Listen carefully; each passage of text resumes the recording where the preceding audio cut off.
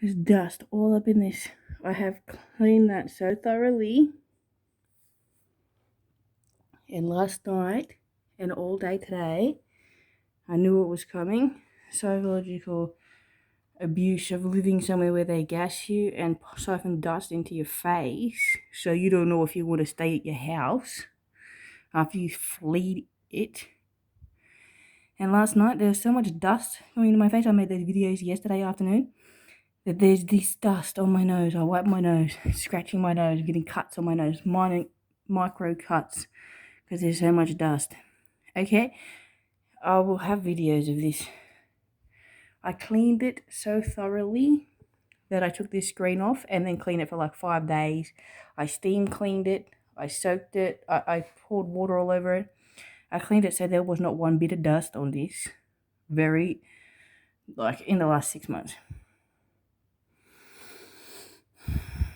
And it's covered in exceedingly high amount of dust.